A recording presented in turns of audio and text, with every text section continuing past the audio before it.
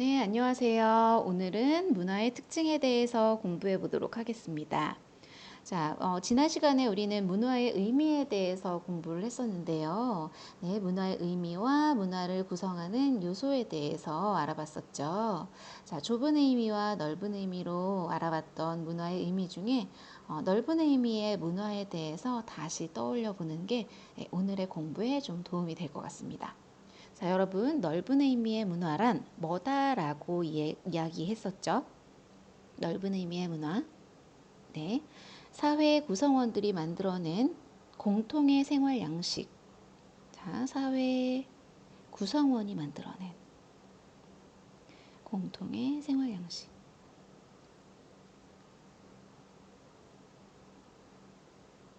또는 공통의 생활 방식. 이렇게 생활 방식의 모든 것이라고 문화를 정의했을 텐데요. 자, 오늘 문화의 특징 공부할 것 중에 공유성과 관련이 깊어서 한번 다시 생각을 해봤습니다. 자, 문화란 한 사회 구성원들이 공유하는 것이다 라고 하는 게 문화의 특징 중에 공유성. 네, 첫 번째 특징의 의미인데요. 자, 여기 밥상을 한번 봐주세요. 네, 쌀밥, 미역국, 계란말이, 조기구이 이런 음식들이 올라와 있는데, 자, 이날은 무슨 날이었을까요? 자, 이런 음식이 차려진, 자, 이날 무슨 날이었을까요? 네, 대부분 학생들이 생일 아닌가요? 생일인 것 같아요. 라고 대답을 했을 것 같습니다. 네, 우리가 이 밥상을 차린 이날이 생일이 아닐 수도 있겠죠. 그런데 많은 사람들이 이날을 생일이다, 생일이 아닐까라고 생각한 이유는 무엇일까요? 네, 많은 날들이 있는데요. 네, 그 이유는 아마도 우리나라 사람이라면 대부분의 사람들이 생일날은 미역국을 먹는 것이다 라고 하는 그런 생일 문화를 공유하고 있기 때문이다 라고 할 수 있을 것 같습니다. 예, 생일에 먹는 음식이 좀 여러 가지가 있는데요. 보통 학생들한테 질문을 해보면 뭐 갈비찜도 먹어요, 뭐 잡채도 먹어요. 이렇게 좀 맛있는 음식을 먹는다라고 하는 이야기를 들었는데요. 그 중에서 좀 공통적으로 네, 미역국을 먹는다라고 하는 이야기를 많이 해주죠. 그래서 우리나라 사람들이라면 미역국을 먹는 이런 문화를 공유하고 있고, 예를 들면 이런 것이 바로 문화의 특징 중에 공유성이다라고 이야기할 수 있다는 것이죠. 자, 문화의 특징 공유성.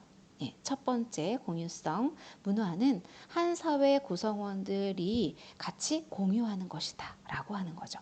말하지 않아도 알고 있고, 자, 그런 걸 문화의 공유성이라고 합니다. 자, 두 번째, 학습성에 대해서 알아보겠습니다.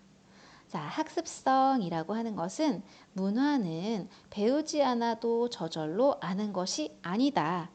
배워서 알게 되는 것이다. 라고 하는 것이 문화의 특징 두 번째, 학습성의 의미입니다. 자, 본능적인 행동들은 문화가 아닌 것들은 우리가 배우지 않아도 자연스럽게 하게 되는 행동들이죠. 뭔가 뭐 답답할 때 재채기가 나온다든지 뭐 아니면 배고플 때 음식을 찾는다든지 이런 행동들은 본능적인 행동이라고 할 수가 있어요. 그냥 생명을 유지하기 위해서 자연스럽게 누가 가르쳐 주지 않아도 하게 되는 그런 행동들이죠. 그런데 문화적인 행동, 휴대전화를 사용해서 누군가와 소통을 한다든지 아니면 누군가 소통하는 어떤 이야기 방식이라든지 소통 방식이라든지 이런 것들은 본능적으로 하는 것이라기보다는 배워서 하는 것이라고 이야기를 할 수가 있죠. 우리가 하다못해 지금 주고받고 있는 이런 말들, 언어 이런 것들도 저절로 우리가 얻게 되는 것이 아니라 좀 자연스러운 배움의 과정이기 때문에 우리가 눈치채지 못했지만 다 학습된 결과라고 할 수가 있습니다. 자, 그래서 문화의 특징 두 번째 학습성에 대해서 살펴봤고요. 자, 세 번째 문화의 특징 변동성입니다. 자, 공유성은 공유하는 것이다 라고 하는 거였고요. 학습성은 학습하는 것이다 라는 것이었습니다. 자, 여러분, 변동성은 변한다 라고 하는 것입니다. 선생님이 결혼식 사진을 가지고 와봤는데요. 자, 결혼식 꼭 이 사진을 보지 않아도 오늘날 결혼식의 그냥 일반적인 모습, 여러분들도 결혼식에 참석을 해봐서 이제 대략 알고 있죠. 뭔가 신부는 드레스를 입고, 그리고 신랑 신부가 뭐 입장을 하고, 뭐 주례 선생님 말씀을 듣고, 뭐 하객들이 축하객들이 와서 축하를 해주고, 이렇게 하는 그런 이제 대략의 과정이라든지 모습들에 대해서 좀 알고 있는데요. 자, 이 결혼식 모습 옛날부터 이랬을까요? 네, 그렇지 않죠.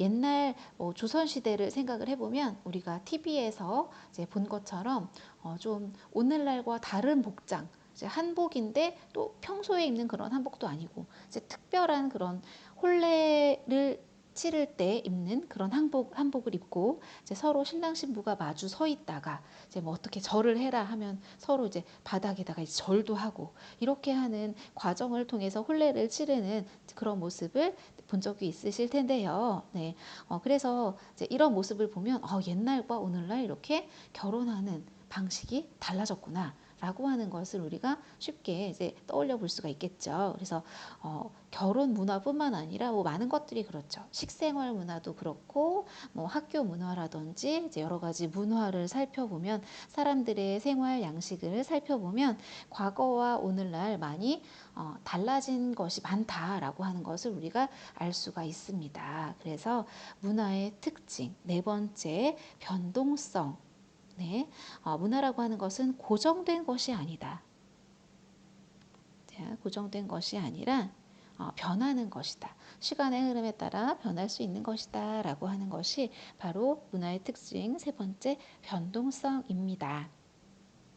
자, 변동성까지 오케이. 네, 공유하는 것, 학습되는 것, 그리고 변하는 것. 자, 여러분, 축적하는 것 무슨 뜻일까요? 제 네 번째 특징, 축적성입니다. 축적 그거 아닌가요? 지도? 여러분, 그거는 축척이고요. 자, 여러분, 축척 아니고요. 네, 아니고 축적인데요. 축적은 쌓인다. 라는 의미를 가지고 있습니다. 차곡차곡 쌓인다 라는 뜻이고요. 문화란 차곡차곡 쌓인다? 어떤 의미가 있는 거지? 자, 여기에 있는 요 그림을 봐주세요.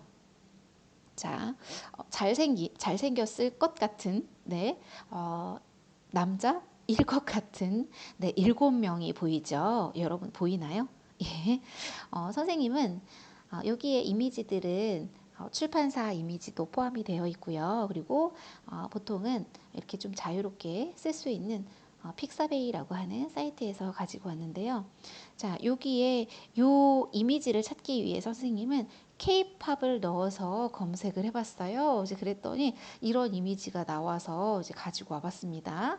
자, 여러분 K-팝, 네, 각자 생각하는 어떤 그룹이 있을 텐데 요 K-팝은 어느 날 갑자기 뿅 등장한 것이다. OX? 네, 뭐 어느 날 갑자기 뿅 등장한 것은 아니죠. 우리가 보기에 어느 날 갑자기 눈에 띈 것이거나 어느 날 갑자기 뭐 데뷔를 했다, 데뷔 무대를 가졌다거나 뭐 이렇게 보일 수는 있지만 오늘날 이렇게 우리를 자랑스럽게 하는 이 K-팝이 어느 날 갑자기 등장했다.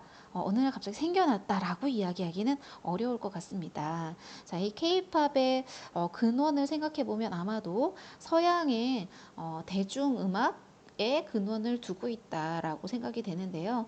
이 서양의 대중음악이 그렇다고 해서 오늘날의 K-팝과 같지는 않죠.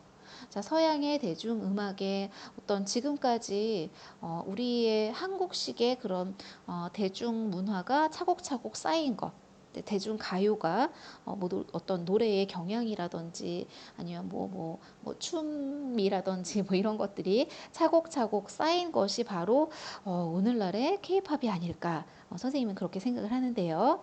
네, 이렇게 문화라고 하는 것은 어느 날 하루아침에 이루어진 것이라거나 하루아침에 갑자기 등장한 것이라거나 그런 것이 아니라 문화는 과거로부터 차곡차곡 쌓여온 것이다 라고 하는 것이 이제 문화의 특징 네 번째 축적 축적성입니다. 여러분, 변동성과는 약간 달라요. 변동성은 고정되어 있지 않고 끊임없이 변한다라고 하는데 초점이 맞추어져 있고요. 축적성은 갑자기 등장한 게 아니라 과거부터 쌓여온 것이다. 차곡차곡 이제 전통적인 어떤 것을 바탕으로 해서 쌓여온 것이다라고 하는 데에 포인트가 있습니다. 헷갈리시면 안 되고요. 네, 이렇게 축적성까지 이야기를 해봤습니다. 네 번째 특징, 축적성. 문화란 갑자기 나타난 것이 아니라 과거로부터 쌓여온 것이다라고 하는 것이 이제 축적성에 대한 설명이죠. 자, 마지막 전체성. 자, 전체성이라고 하는 것은 여러분 교과서에 따라서 총체성이라고 표현이 되어 있는 교과서도 있을 수 있습니다. 자, 의미는 완전히 같아요. 약간 총체성이라고 하면 우리가 이런 말을 평소에 쓰는 말이 아니기 때문에 축적된다라는 말과 같이 뭐 총체적이다 이런 말을 쓰지 않기 때문에 좀 어려울 수도 있지만 전체성과 완전히 같은 뜻이다라고 하면 여러분들도 좀 쉽게 이해를 할 수 있을 것 같습니다. 어차피 여기에 나오는 총이란 말이 전체라는 뜻을 가지고 있어요. 뭐 총합계 뭐 이런 이야기를 쓰죠. 네. 그래서 전체성과 총체성 같은 뜻이다라고 하는 것이고요. 그럼 이게 무슨 뜻이냐? 문화는 어떤 문화의 한 부분에서만 제한되어서 문화 현상이 나타나는 것은 아니다라고 하는 뜻입니다. 다른 문화의 영역 또는 뭐 사회의 어떤 정치라든지 아니면 경제라든지 다른 부분과 연관이 되어 있다라고 해서 전체성이라고 합니다. 사회에 전체적으로 연관이 있다라고 하는 게 문화의 전체성이라는 특징입니다. 우리가 점점 스마트폰을 과거에 비해서 많이 사용을 하게 되었는데요. 이렇게 스마트폰을 사람들이 많이 사용하고 스마트폰에 많은 것을 의존하고 있다. 사람들이 스마트폰을 많이 쓴다라고 하는 그런 하나의 현상은 단순히 사람들이 스마트폰을 많이 쓴다라고 하는 데서 그치는 게 아니라 스마트폰을 사람들이 많이 사용을 하기 때문에 스마트폰을 꾸미는 데에 사람들이 관심을 갖게 되고 그런 스마트폰 케이스라든지 무슨 필름이라든지 이런 것과 관련한 산업도 같이 그래서 발전을 할 수 있는 거고 그리고 스마트폰을 사람들이 사용을 하면서 사람들의 어떤 언어 습관이나 이런 데도 좀 변화가 생겨나게 되었죠. 네, 그래서 언어 문화와도 관련이 있는 것이고 뭐 이런 식으로 그리고 뭐 아니면 이런 케이팝의 성장과도 관련이 있죠. 뭔가 동영상 재생 프로그램을 사람들이 많이 사용을 하게 되면서 케이팝이 더더욱 널리 세계적으로 알려질 수 있게 되었다든지 이런 식으로 이제 문화라고 하는 것은 한 영역에서만 제한되어서 나타나는 것이 아니라 사회 전체적으로 다른 영역과도 연관을 맺는다라고 하는 것이 문화의 전체성입니다. 자, 어떻게 설명이 됐나요? 네, 문화의 특징 5가지. 문화는 공유하고 있는 것이다. 그리고 문화란 배워서 아는 것이다. 네, 그리고 문화는 고정되어 있지 않고 변하는 것이다. 그리고 문화는 갑자기 나타난 것이 아니라 차곡차곡 쌓여서 나타난 것이다. 그리고 문화는 한 곳에만 고정되어 있는 것이 아니라 전체적으로 연관을 맺는다라고 하는 전체성까지 문화의 특징에 대해서 살펴봤습니다. 네, 여러분 수고하셨습니다.